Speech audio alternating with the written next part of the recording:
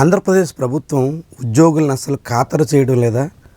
ఉద్యోగుల సమస్యల విషయంలో కనీసం శ్రద్ధ కూడా చూపించడం లేదా? ముఖ్యంగా ఉద్యోగులకి ఇవ్వాల్సినటువంటి పెండింగ్ బిల్లులు కానీ, డిఏలు కానీ, ఇతర ఏ విషయంలోనూ కనీసం కూడా స్పందన లేదా? ఇదే అనుమానం కలుగుతుంది.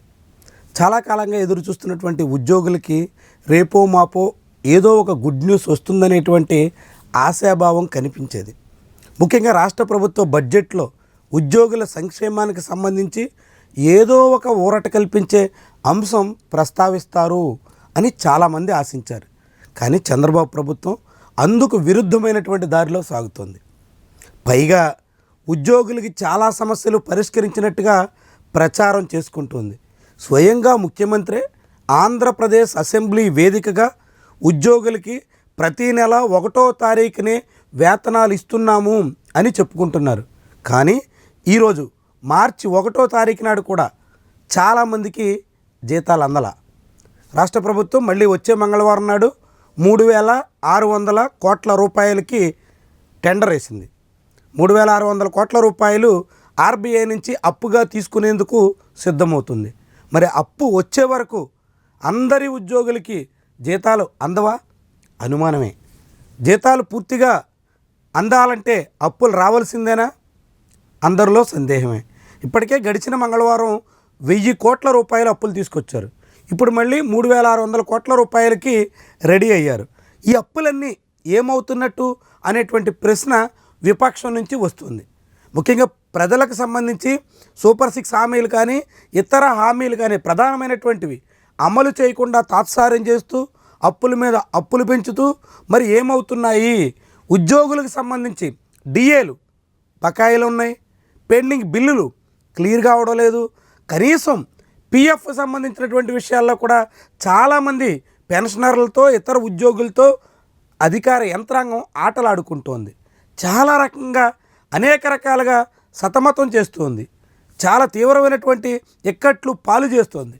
అయినా ఉద్యోగులు చాలా అసహనంతోనే తమ విధులన్నీ నిర్వహించాల్సినటువంటి పరిస్థితి వస్తుంది.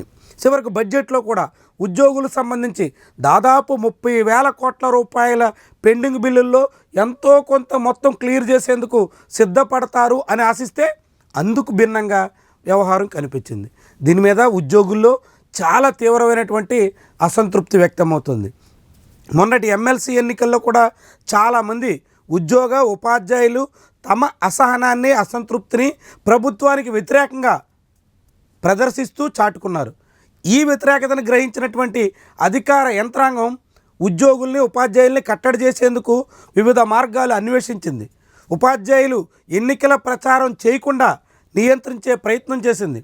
అదే సమయంలో 9 నెలలు మాత్రమే ప్రభుత్వానికి గడువు ముగియడంతో ఇంకా చాలా కాలం పాటు ఇదే ప్రభుత్వం ఉంటుంది అనేటువంటి భయంతో చాలామంది ఉపాధ్యాయులు ప్రభుత్వం మీద పూర్తి స్థాయి వ్యతిరేకతను ప్రదర్శించడానికి సిద్ధపడిన దాఖలాలు లేవు. వీటన్నిటినీ ఆసరాగా చూసుకుని రాష్ట్ర ప్రభుత్వం మరికొంతకాలం పాటు ఉద్యోగులకు సంబంధించినటువంటి సమస్యల్ని ఇంకా నాంచేందుకు సిద్ధమవుతున్నట్టుగా కనిపిస్తుంది. ఏరియర్స్ కానీ, ముఖ్యంగా పిఆర్సీ కమిషన్ నియామకం కానీ, దాంతోపాటుగా ఐఆర్ ఇవ్వాలనేటువంటి ఆలోచన కానీ ఈ ప్రభుత్వానికి ఏ కోసానా ఉన్నట్టు కనిపించట్లేదు. మరి దీన్ని ఉద్యోగులు ఎలా స్వీకరిస్తారు? ఉద్యోగ సంఘాలు ఏ రీతిలో స్పందిస్తాయి? ఇప్పటి వరకు కూడా బడ్జెట్ మీద అసంతృప్తిని, అసహనాన్ని వ్యక్తం చేయడానికి కూడా ఉద్యోగ సంఘాల నాయకత్వం సిద్ధం కాలి అనేటువంటి పరిస్థితి మీద చాలామంది ఉద్యోగులు అసంతృప్తితోనే ఉన్నారు. మరి ఈ అన్ని పరిస్థితులు ఎక్కడికి దారితీస్తాయి? ఈ పరిస్థితిని రాష్ట్ర ప్రభుత్వం ఏ రకంగా ట్యాకిల్ చేస్తుంది?